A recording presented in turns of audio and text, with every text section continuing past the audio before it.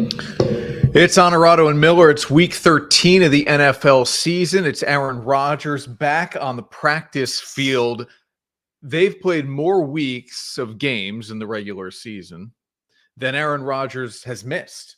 And he apparently tore his Achilles. I mean, we're talking 11 weeks from that injury. Incredible. He's back on the practice field with the New York Jets. Will the team give him any reason to actually play that Christmas Eve day game against Washington? We'll talk about that. What a scenario we've got with the college football playoff. It's who's awesome. in, who's out, depending on who wins. We'll do all of that with our Dirty Difficult Done, sponsored by Performance Industrial. It's the end of the month, which means we've got our Marcellus MVP of the month, college football related. The Mets signed a Yankees pitcher. And we've got two big-time guests here with a busy Capital Region sports weekend happening. It's an awesome weekend. Who's on the show? It's an awesome weekend. We've got UAlbany football coach Greg Gattuso. They are playing in the FCS playoffs this weekend against Richmond. And we have FireWolves head coach Glenn Clark. They start the season this weekend in Vegas. Let's do it.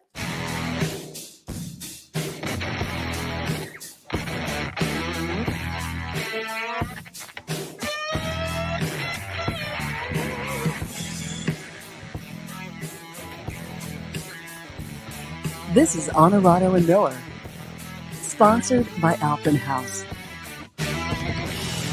A brand new showroom in Amsterdam on Route 30 at Albany House. That was nice last week. Oh, beautiful place. Sam is with us. Good evening, Sam. Good to see you. Carol, thank you. Good evening, Carol. And thank you to Carol, too. I hear there's a package at work waiting for me. Wow. So we do the show live on a Thursday. I'm looking forward to Friday and seeing what that is at 3 o'clock in the morning or whatever the heck time I roll in there on a Friday end of the week. All right. So on Wednesday, Aaron Rodgers returned to the practice field, Ash, with the New York Jets. Mm-hmm. Look, big deal because he kind of spoke it into existence here. I think he's absolutely crazy. It's all wild. And I don't know if this is the conspiracy theorist that he never actually tore his Achilles, or if he really underwent some sort of unique procedure that maybe no other athlete has tried, and it is actually, in fact, paying dividends. I don't know what it is, but he's jogging, he's dropping back and throwing passes against no defenders. He is now in that 21-day window where the Jets have to decide, are they going to activate him? Don't have to play him if they activate him, but are they going to activate him in time for that Christmas Eve day game? Incredible. So what do you think about just all this? Then we'll get into the scenario of whether or not he should play. I always laugh about conspiracy theories because what is the point in lying about it? You said this off camera, because isn't it more impressive that he popped it and now is back? No, it's definitely more impressive. Okay. But to say that it didn't happen, I think is just interesting. I think he's been very upfront about it from the beginning that he was going to pay for the best, the most technologically advanced surgery out there to try to get back earlier. So he's made no qualms about that. Yeah. They went into the last time the Jets played, they literally went into like graphics of exactly what they did in this surgery, why it was different. The doctor who did it, Al Michaels, had the same doctor or sees the same doctor, hasn't had Achilles surgery, but he wasn't shocked by kind of the things that this doctor does. And I just think it's funny, like the slow motion replay doesn't lie about his Achilles. You can't fake that. That's something that is. Yeah. I think he tore his Achilles. Okay. I think he's also like a bionic man.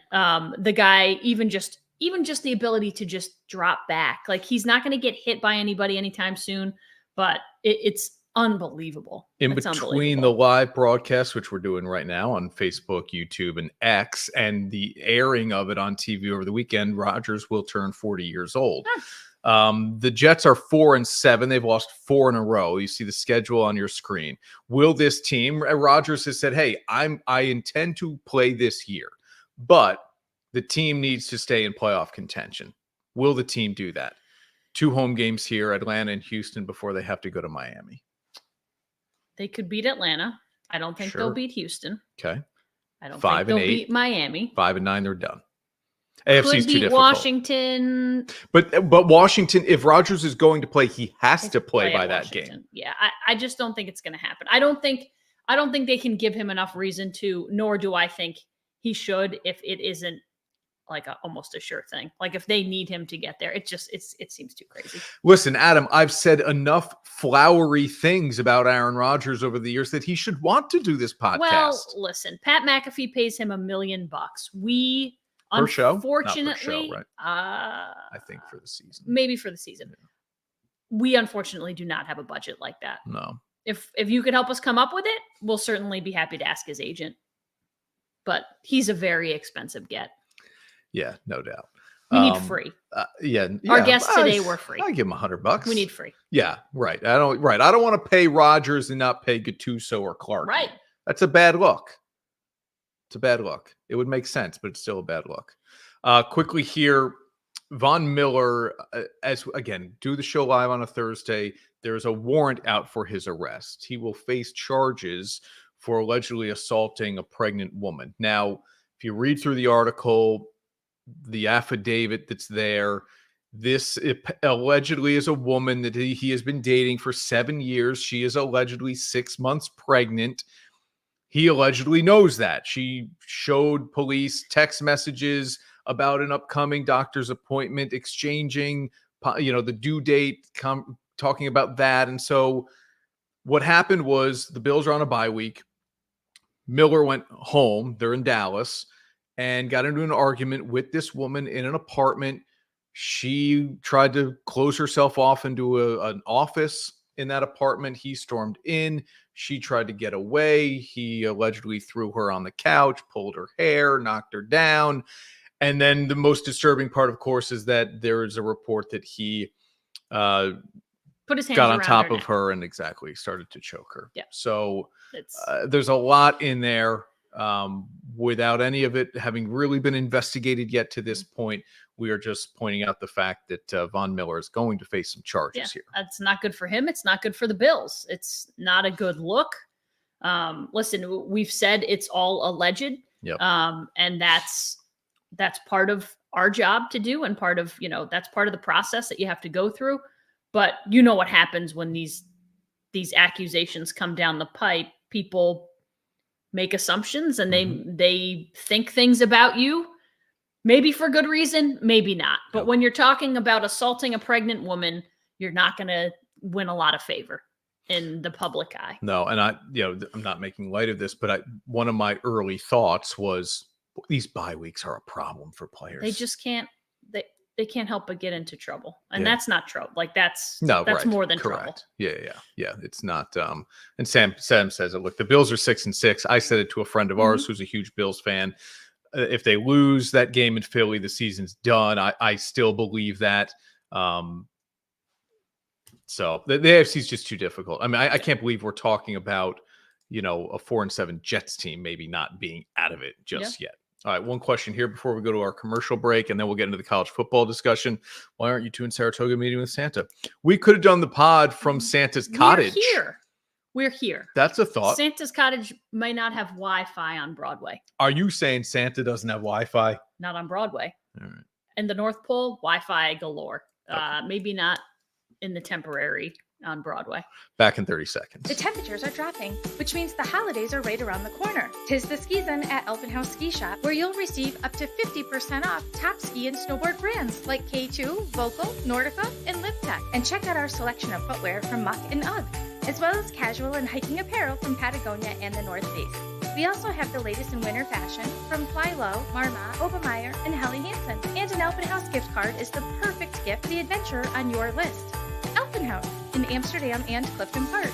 And now, back to Onorato and Miller. Sponsored by Alpen House. All right, conference championship Friday and Saturday in college football. Washington, Oregon is the game I am looking to forward most. There was a great I'm looking forward to most.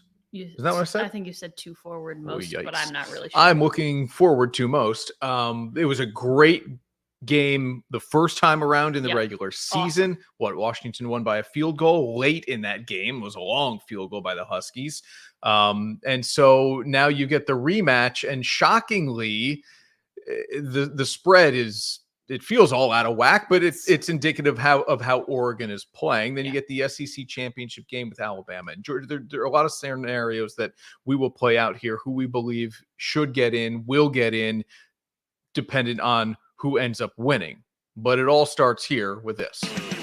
And now, Dirty, Difficult, and Done. Sponsored by Performance Industrial. Our guy Bill Miller and his entire team at Performance Industrial. There's never a job that's too dirty or too difficult for them to get it done. And I'm done, and this is done. The importance of regular season rivalry games is done. It's done. It's over. I don't know if that's grammatically correct or not. The importance done over is really, it's over. Michigan, Ohio State. First of all, they probably aren't going to play the last game of the season anymore anyway, with the realignment the way it's shaping up to go. But even if they do, that game will not matter. If you had two undefeated teams at the Big House or the Horseshoe, you might as well not even play the game because they're both going to the playoff. Yes, seeding matters, but it's not going to lock me in for a Saturday afternoon in the fall that I have to be in front of a TV for this stuff. I know they're both going to the playoff. I'll watch it a month later. And that is sad that this college football was the only sport left that every week mattered. The NFL is only once a week as well, but you can lose 6-7 times and still get into the playoffs. College football, you lose once, there's a good chance you're done. And it doesn't matter when you lose. Alabama lost early. Texas lost early. And guess what? They both might get left out. Yeah, I think it matters sometime. It does matter when you lose, I think. It doesn't guarantee you getting in, but I still think it's better to lose early than late. Of course. Yeah, I won't argue with that. We got to keep rolling here. The college football playoff rankings are as you see them on your screen right now. Georgia still 1, Michigan 2 after they beat Ohio State. Washington 3. They'll settle that with Oregon, which sits at 5. And there's Florida State at 4, which is the interesting team to talk about here. Okay.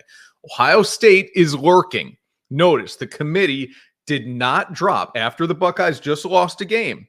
They did not drop Ohio State down below Texas or Alabama. Two other one-loss teams. Yep. So if we want to look at this and say, well, the committee is telling us that they value Ohio State's quality of loss, and their quality of wins. Okay, they won at Notre Dame. Good win. No, not a good win. Goodish win. Better win than anything Alabama has. Yeah, probably true. Not as good as what Texas has, because Texas beat Alabama. Yep. So there's a lot up in the air here. Yep. Let's just kind of play it out for fun, okay? Here are the conference championship games on Friday and Saturday that matter. Ooh, look at those spreads. Oregon favored by 2 possessions, 2 scores against a Washington team that beat them in the regular season. You could argue they're playing the best football of any team in the country. Oh, I think you're right about that. And I think that's what it's indicative Other than Michigan, right? Yeah. I just think like I think they're playing the best football of anyone in the country.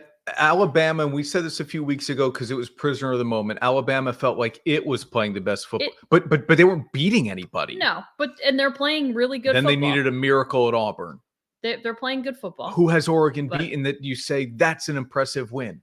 It's just the way they're doing it. I agree. It's the way they're doing it. And I think it's just it seems like every time they get the ball in their hands offensively, they're getting points. It's most often touchdowns, but when it's not touchdowns, it's field goals. They're getting points on offensive possessions constantly. And that's something that other teams are not doing at that rate. Yeah. So Sam comes back to certain games still be played. Yes, but they won't matter as much. Sure, Ohio State and Michigan will play every year, but who cares? Some years. If they're both 12 teams are getting in. If they're both undefeated late in the year, doesn't matter. If they're both doesn't matter. 1-loss teams late in the year, they're getting in. With 12 teams getting in next year, you're going to get more teams in than not. Yeah. Okay, so now that we've shown the spreads here, I think it's more important to go back to the rankings. If Georgia wins, they're in. If Michigan wins, they're in. Mm-hmm. If Washington wins, they're in. Mm-hmm. Those are 3 undefeated teams. Florida State is undefeated. Mm-hmm. If the Seminoles win, can you keep them out? No. But if what you said is true, I think there's less pushback on keeping Florida State in. I would agree. It's when Alabama wins and Oregon wins that we have problems. Okay. I think that's what I think. If Georgia, Washington, Michigan all win and Florida State wins, then it's everything all is equal. Everything stays the same. You don't move anybody, which makes sense. Let's say Georgia wins. Mm-hmm. They say, and Michigan is going to win. They'll even cover, Mm-hmm. I think. They'll blow out Iowa. They're in. I think Oregon beats Washington. I think so too. So Oregon is in. Washington's out. Now there's no I think the only Washington's out. What if Washington loses by a field goal? They're out. And Florida State just barely beats Louisville. They're out. Okay.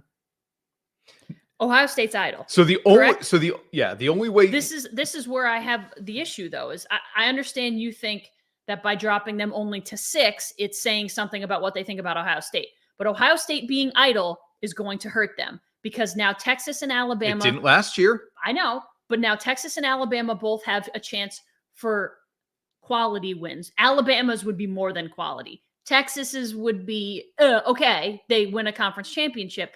It's still better than being idle if you can win those games. Okay. Georgia wins. Michigan wins. Oregon beats Washington. Louisville beats Florida State. Texas wins. Who gets in? Ohio State or Texas? Texas. I think it's Texas. I could be wrong, but I think it's Texas. Okay. What's your final 4 at the end of all this? Who's going to the playoff? Georgia, Michigan, Oregon, Florida State.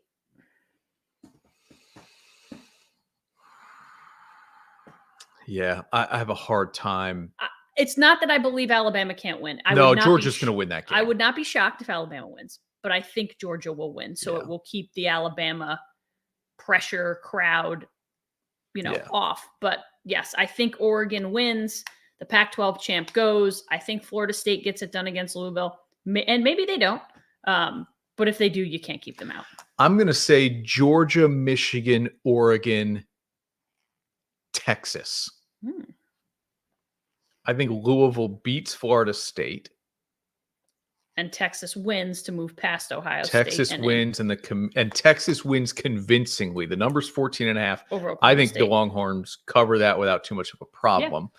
And I think the committee will reward Texas for winning their conference and doing it impressively. They have the victory over Alabama. Mm-hmm. And it was a last-second loss. It was in the final minute that they lost to Oklahoma. Against a not very good Oklahoma team. But like what played out to be a not very good Oklahoma team. It would be interesting, though, because this is not a Texas team that people have talked about all year as being a college football playoff team. No. For them to go from 7 to in would be a big jump. Yeah. It's time for the MVP of the month, sponsored by Marcella's Appliance Center. Johnny, Marcella, Nick, Madelone, our people over at Marcella's Appliance Center. All of our appliances here in the Onorato household are from Marcella's. Great people to work with, deal with. They take care of you for sure. Here's our MVP of the month, Bo Nix. He's going to win the Heisman.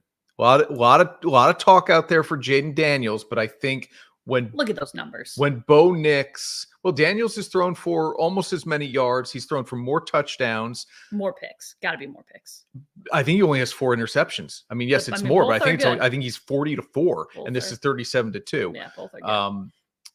And he's probably run for more touchdowns. Either way, Nix has an opportunity this weekend on the big stage of a conference championship game to continue to win over voters. I think they're like neck and neck right now in Vegas.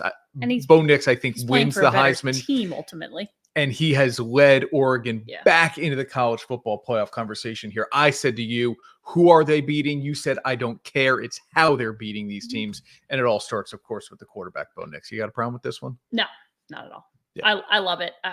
You couldn't have gone wrong either way, but I agree. If they beat Washington this weekend, he's the Heisman winner. And I don't even think should be all that close. Yeah. You're playing for a winner. LSU was not a very good team at a lot of times this year. They needed Daniels to get them to 45 points just to have a prayer to win. And that's not his fault. Yep. But when you're not winning games, it's hard to reward that. Yeah, if they had any kind of defense, LSU would be in an interesting conversation. Yeah. All right, Ash, you're dirty difficult done. Oh, of course it leans orange. That should surprise just about no one. Earlier in the week when news came out that we were not going to hire Dan Mullen at Syracuse, I was a little disappointed. And then I thought, Fran who?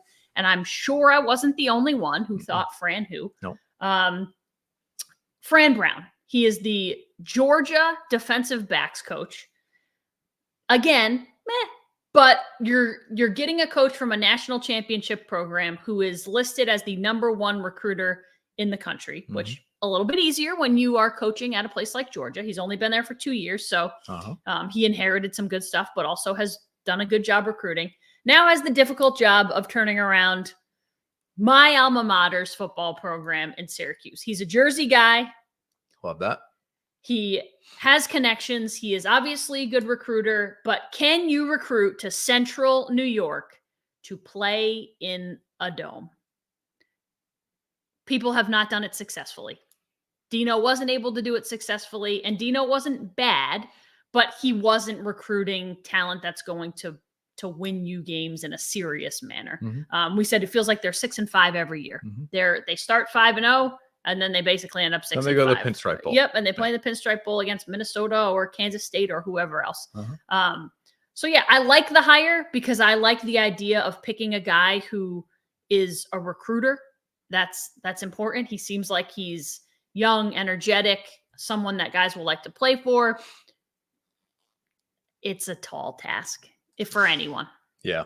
We should point out, too, he went to Hudson Valley Community College. I did not know that until today when Hudson Valley tweeted it and you sent it to me on the phone. And then I think to Western Carolina was his path of playing college football. Young guy.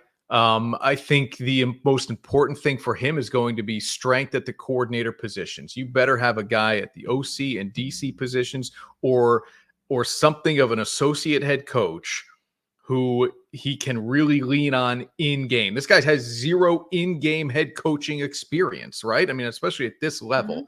So to me, it's going to be like, is he able, what's the clock management? Does he know when to use timeouts? How is he handling adjustments made at halftime? All those things that he's never done before. This is not just, hey, let's get some talented guys and hope you win. Deion Sanders can do that, and Colorado fell apart. So that to me is a big thing, is who are his coordinators going to be? We'll see. But I like the swing. I like the swing that Syracuse is taking here to see if it works. What's the worst that can happen? I mean, I agree. There's no worse. All right, we keep the college football thing rolling here. UAlbany football head coach Greg Gattuso next on Onorato and Miller. I don't care what kind of stories that's been told on you. That may be a lot of things in life you used to do. If you can't give true love to me, I'll understand. Just do the best you can. Michelob Ultra, 2.6 carbs and 95 calories. And now, back to Onorato and Miller. Sponsored by Albany House. Back on Onorato and Miller. It's game week. It's playoff week. UAlbany Great Danes hosting Richmond. Noon kick at Casey Stadium, a place that this team has filled. Everybody loves a winner, right? Coach, everybody loves a winner. Greg Gattuso is the head coach of the program. He joins us now. CAA Coach of the Year, CAA title, and a home game after a bye, which is a program first. Coach, congrats on all that, man. How are you? I'm good. Thank you. It was, I think, it's been a great year so far. And I think the really cool thing is the kids are, they're hungry for this game. That they're not, they don't feel like they've finished yet. And I think that's a good thing. I think, we've talked about trying to make a run. It all starts with this game. And so we need to play well. Hopefully fans will come out, it's what a home field advantage when you got a full house and everybody's screaming for you. So hopefully we'll get the fans out. I know you don't pay attention to this stuff, or at least coaches say they don't, but there are projections that have you guys going all the way to the semifinals. The players know that this game is different. It's bigger. It's a playoff game. You guys know it's different. You wouldn't be human to say that you don't know it's different, but how do you avoid putting more pressure on situations, even just in practice, knowing it's a big game coming Saturday, and then once you get into the game? How do you talk about the importance of the game without making it too big? We started last year when we were struggling, just talking about quit worrying about everything else and quit worrying about opponents, just take care of ourselves. And, we started to turn our season around last year. We won 2 of our last 4. It's become almost comical how focused they are on that. If I start talking about the other team in any capacity, first guy that lets me know is Larry Walker. He's coach. We don't talk about our opponents. We worry about ourselves. And so we've really, the kids, it's coaches have all these different sayings. I've never really been into all these, things on walls and all that. It's about taking care of yourself and doing your job. And it's no different than anybody out there that's got a job. You go to work and you do it the best you can if you want to be successful or you want to move up. And that's the mentality we have. And so we're really focused on this Richmond game, and it's all that matters to us. And you can see it with the kids. So, it's been a nice catchphrase for us, and they've really focused on it. And like I said, after Maine, I was mad after Maine because I tried to kneel on the ball, so the coach, to give the other team a break, and the coach kept calling timeouts, and I was so mad. And I say this after the game to the kids, and right next to me, Larry Walker goes, "Coach, we don't talk about the other team." So, so that's how they are. And that's how we'll stay focused, because Richmond's a great football team. They're co-champs in the CAA, and it's going to be a heck of a game. So there's no Ted Lasso believe posted anywhere in your office or locker? No, I've never been into that stuff. I played football for a guy that we had nothing on the walls. We didn't have anything on our uniforms. It was you play because you love your teammates, and you play because you love the group you're with. And we see great signs of that with our kids. They practice through the holiday, practice on Thanksgiving Day, practice on Friday morning. Sunday I brought them in. We had a light practice. I asked Reese how he felt being out, at practice on Sunday, because we usually don't. And he was like, "Coach, anytime I'm on the field, it's great time for me. It's therapeutic," which I never thought of practice as. So, So yeah, they're happy, they're excited. This is a big game, obviously, and whatever comes after it, if we win, then great. We'll be ready for it. What'd you do on Thanksgiving? Did the team eat together in any way? We did. We had a team meal for the kids at 2:00. So if the local kids wanted to go home, and some guys, we went to their friends' houses, and so I had the girls over for some dessert at the house, and we did our usual thing, watch some football. Good. All right. Don't let Larry yell at me for this question, but let's talk about the opponent here. You did mention CAA co-champs here. This is a Spiders team that you didn't have to play in the regular season. Do you go back and look at tape of your last game against them, or are you just focused on what they're currently doing? No, we really focus on what they do this year and what they've done in the last few games. And we spread out our preparation over just to make sure we're covering our bases on things. And we last time we played them was 2019. It was the 5th game of the year, and Crazy. it was the game that stung. We felt like we should have won. Self-inflicted wounds at the end, but we went on a run after that, and just kept had a great year. So they're a good team. They're an established program. People have asked me about Richmond in the past, and when we played them, we came into this league. Richmond was one of the national powers. And, we've really caught up a lot. And it's, I thought, I'd mentioned to you in the past, 2019 was year 7 of the program, and we felt like, we really had turned a corner, and we just couldn't build off that success. We didn't have the depth yet to survive what the pandemic brought to this football program. So we took a step back, but I think we're getting back to where, that place where we've equaled the talent out in our conference. We can play with anybody in the league. That's been true since, even last year when we were struggling, we were this close, so we're happy with our program and our kids and where we're at, and hopefully we can get a win and try to make a run. This has been such an uphill battle, and it always is. Anytime you're taking a program from one level to another, it's getting the right players, it's getting the people in the community to believe and then show up on Saturdays. It's getting people in the community or alumni outside of the area to invest in the program so it can grow. I mean, there's so many different layers, Coach, that you and your staff have had to deal with as you grow this thing. Coach of the Year, champs of the conference, and a first-round bye. Does that do anything for you internally as validation for what you've been working to achieve? Well, I think that the big factor for me is that we've settled in a little bit as a staff. I think, the Coach of the Year thing, it's the second one. I got it in 2019 and this year, and that's great. But the Coach of the Year stuff is really really a reflection of the people around you. It's the coaches. When you look at our staff, we have maybe the 2 of the strongest coordinators in our conference. I think Jared Ambrose has been exceptional, and it's not just football, it's recruiting. When you look at the kids we bring in, he's a big impact on the offensive side. I think Billy Nessler got thrown to the dogs last year. We went into that Villanova game, we were forced because of an emergency to make a change with the D coordinator. I remember the week very vividly. I came to him and said, I'll call this and run this, but I'm very heavily involved with our defense, and I by Wednesday he's such a workaholic, and so I went over to him. I said, do you want to call this? Do you feel comfortable? And he's like, yes, I do.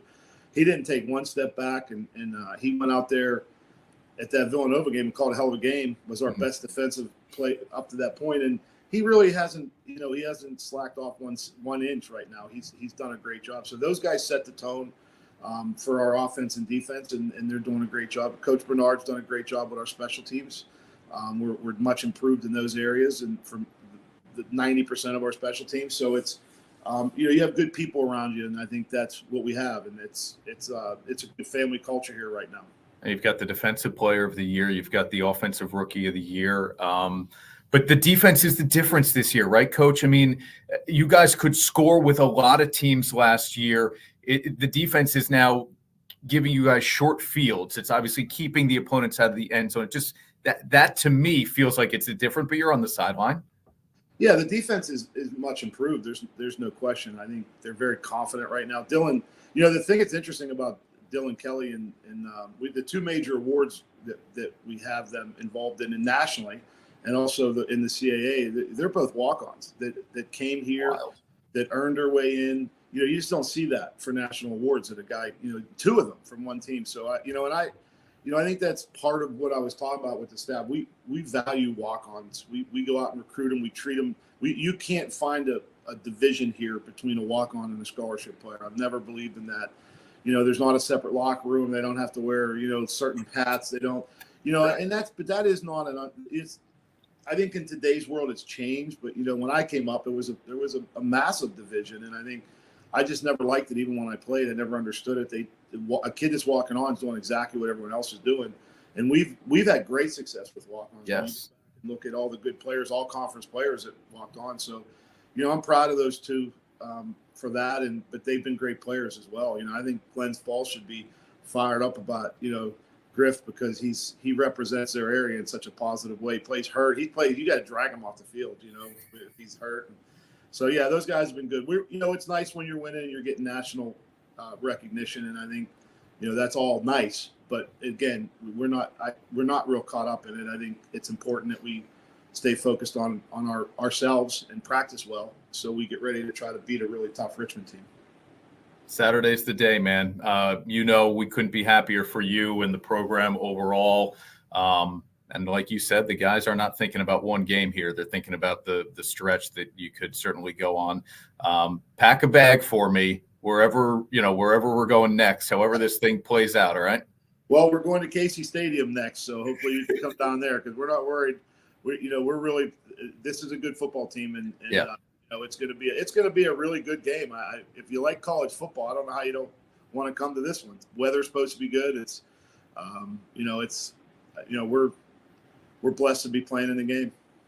I love that. We just did 10 plus minutes of strictly football. One Ted Lasso reference is on me, but when you and I kick it around, it's a lot of movies and TV a lot of times, but that'll tell you the importance of this game, even aside from a season opener.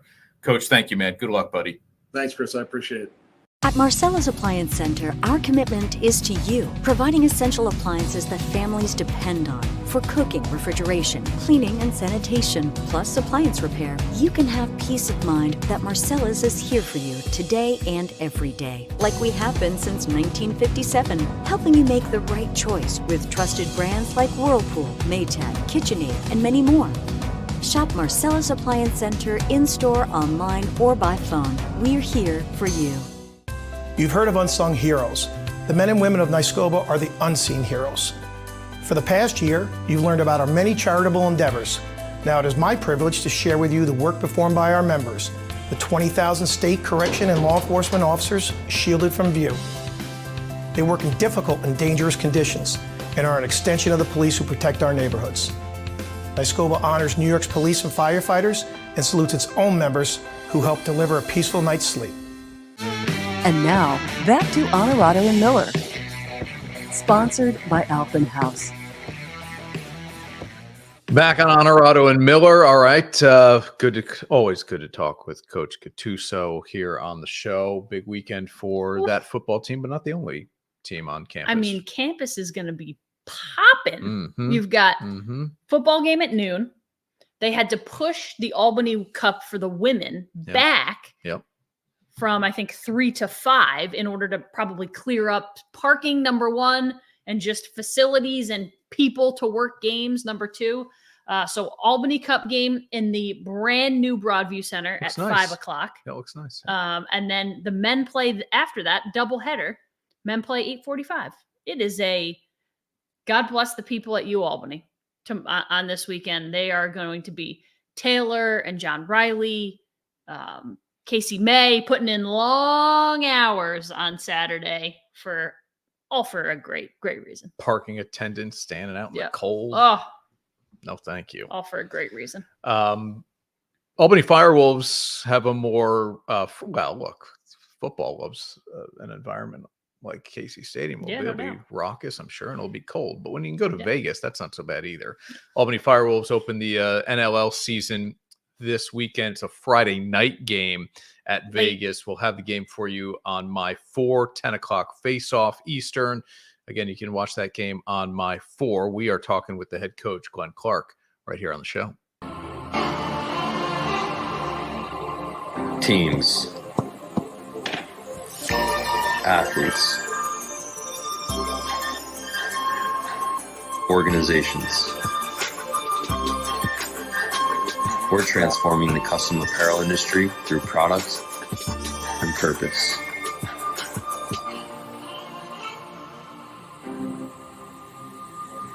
Claim your crown. And now, back to Onorato and Miller. Sponsored by Albany House.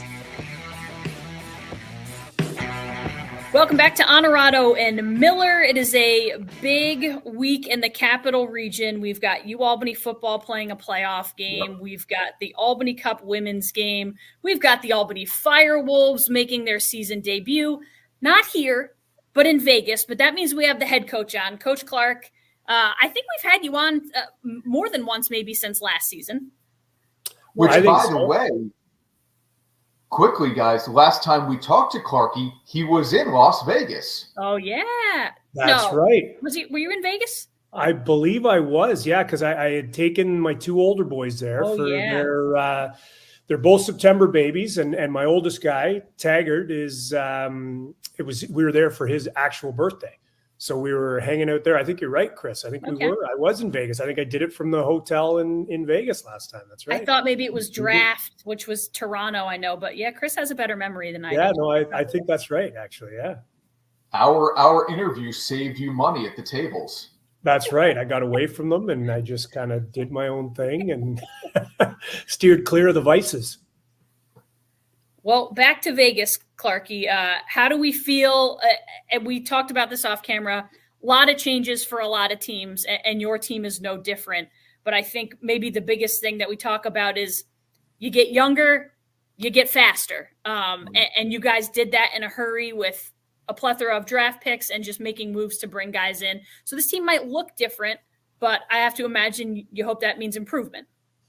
We've loved it so far. And, I've done this long enough that I'm cautiously optimistic always, because it's very difficult to win in the NLL, whether you're, a top team or a mid-range team, but we're definitely better. We've infused a lot of skill. We've infused a lot of speed. And it's been very noticeable. And even talking to some of our veteran guys like Colton Watkinson and Chikowski and players of that, Nardella, players of that ilk, they've noticed the pace and the skill that our offense plays at, because they're playing against them in practice and our preseason scrimmages. And it's been very evident to them. So we're getting the guys like Kurtz and Simmons that we invested in last year, the first round picks that unfortunately we didn't have until this season. But it's been noticeable, the pace of play we're playing at, the skill on the back end. We are a lot younger. We're way more athletic. We're going to be able to play at a higher pace of play. And it's going to be interesting to me. I mean, it's a hard league to win in, but I like where we sit now versus the last couple of times we opened a season and had our conversations. All right, this is already I'm not going to say frantic, but it's a fast sport already. So if you are now faster than last year, how do you play with maybe the frenetic need without being in overdrive? Is that possible, or do you just kind of let the reins loose and the guys go? No, it's very much structured. It's very much systematic. And when I talk about speed on offense, they are faster athletically, but the biggest difference on the offense is just their movement patterns and the ball movement. It's in and out of sticks. It's swinging east-west across the floor. They sort of have this indoor sense of where to be and how to position themselves, when to cut off ball. And when you combine all that, it makes it look optically faster. The ball's moving faster. Guys are hitting lanes quicker. They just do things a little bit more intuitively. And same with our defense. I mean, you're not speeding them up, but when you have everybody's a little bit faster, a little bit more athletic, you get out of your zone quicker. You get on loose balls faster. You have more athletes doing more athletic things, and that speeds up the look and the feel of your team. And that's kind of where we're at. We're a faster group. We're a more athletic group. I believe we have the youngest team in the league by a significant margin. We only actually have 2 30-year-olds on the team, and they're just 30 in Watkinson and Nardella, which, I mean, if you go around the roster, most teams have 7, 8 guys in their 30s. We only have 2 guys that are 30 years old. So it gives you an idea of how young we are. And it bodes well for the future as well, because we've got more youth, more talent coming in from this past year. And it's looking good. I feel excited and refreshed about the season. I know retirement does that in some ways. You've got a guy like a captain in Brett Manny who retires. LaFontaine goes to New York. You've got Kieran McArdle. Those 3 guys were 3 of your veteran guys. Where does the veteran leadership come from on this group? I know Colton Watkinson was named a captain, and he was a guy that was already kind of vocal last year. Who else do you see filling those roles left by 2 guys who are, cornerstones of a veteran defense? Well, we're always developing it. So, we'll have the captains, and then what we'll do is we'll have a leadership group, and it's no different this year. So it's Colton as a captain, and he's previously been, an assistant and part of the leadership group. Nick Chikowski will be an assistant captain, and Ethan Walker is moving into that role as one of the captains.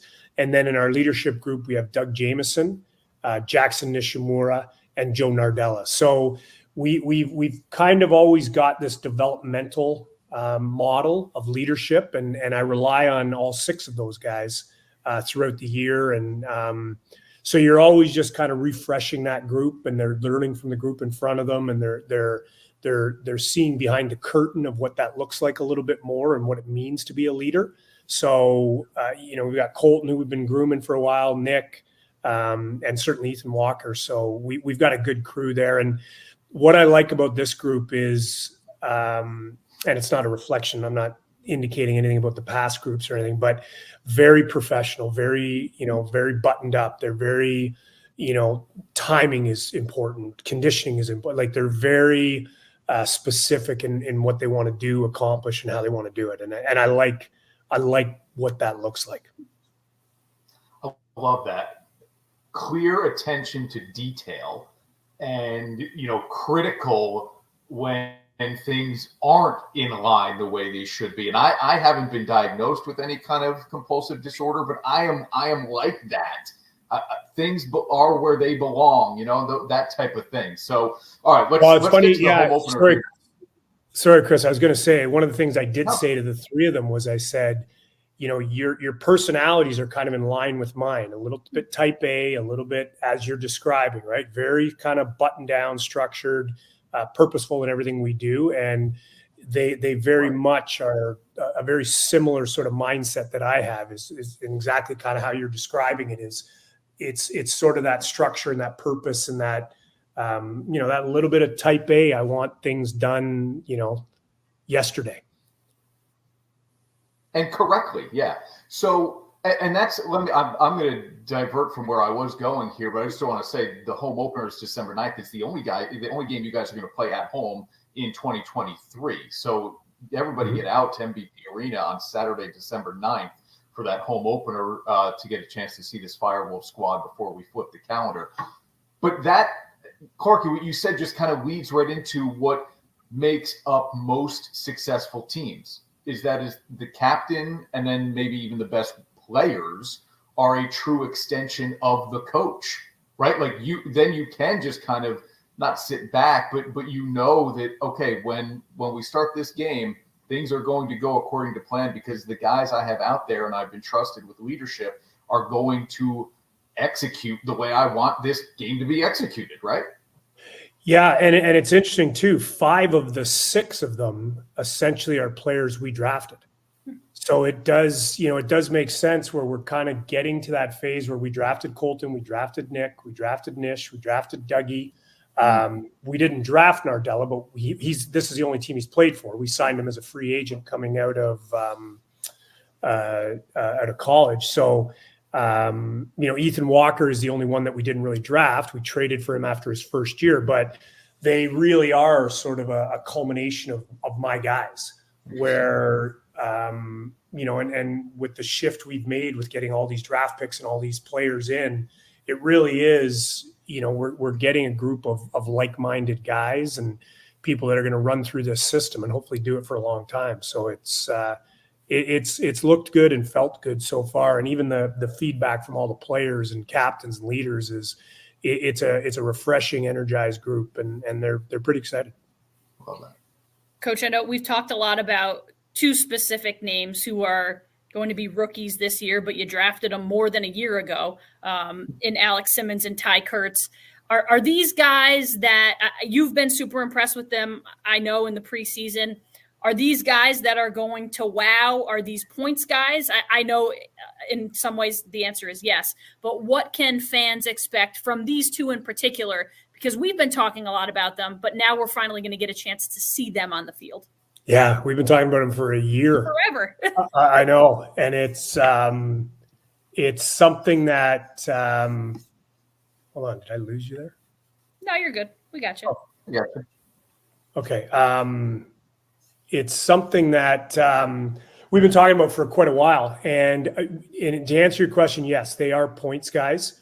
They're going to be special talents in this year or in this league. And we've known that because we've watched them, through junior and all the way.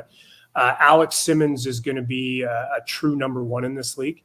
And he's going to be he's going to be a star. He's going to be a player in this league that teams are going to covet and going to be worried about. And Ty is not that far behind. Ty is another one that's going to put up points, both very offensively gifted. But the other thing that you notice about them is the amount of grit they play with. They are tenacious and a little bit nasty and get after the ball and, cause turnovers, get after defenders a little bit more. So they've got some pushback in their game to go along with a really exceptional skill set. That it for you, Chris? I love that. Ash, you get last word here. I'll just say this. We talked with the UAlbany football head coach before you, Clarky, Greg Gattuso, and I brought up the attendance. And I said, look, everybody loves a winner. The football team has drawn really well. That now they've been winning this year. It sounds like we are on the verge of something really exciting and a winning culture coming back to this franchise since it moved from New England. So it just kind of takes care of itself sometimes. And so I'm hoping the Albany fan base shows up this year to get things started. It sounds like obviously you said cautiously optimistic, but for good reason. For good reason. Ash. Clarky, can we get a quick scout since you are playing Vegas? We didn't even talk a lick about them. A quick scout on Vegas and what you'll see this weekend. You guys are a Friday game, so this game will be over by the time our show's there Saturday and Sunday. So hopefully that means a win. Hopefully you're 1-0. But what's the scout on Vegas? They're a little similar to us in terms of they've got a relatively young squad. They got a few veteran more sprinkled in than we do.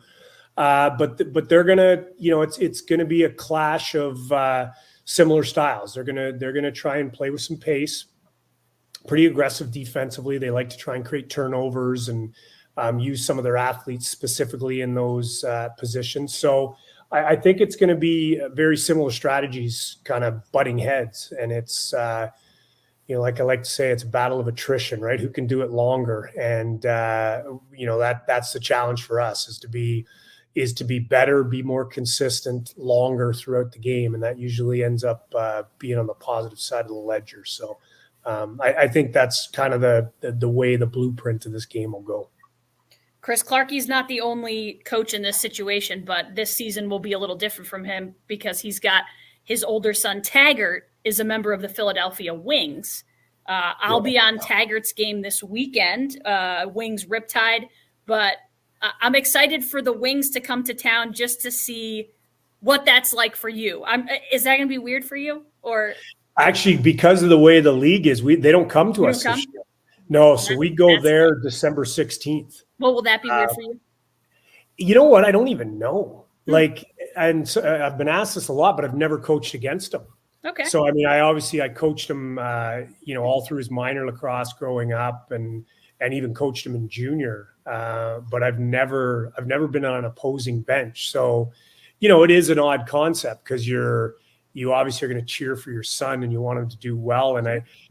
But I don't want him to win. So, right. I mean, it's one of those games where I hope he does well and we win the game because you can have success as an athlete, but the only way you have it as a coach is if you win. So, I honestly don't know what the emotion will be like. I don't know if I don't think I will because you get so dialed in when you're on the job, so to speak. And I think it'll be all about what I'm doing and what the team is doing. And it'll probably be something after the fact when I watch a video, I'll pay attention to his game, but I think in real time, it'll be about us. So we hope Taggart has 5 points and it's the only 5 points the Wings score, basically. Yeah. We'll take a 12-8 win and he can have 5 or 6 points. That'd be perfect.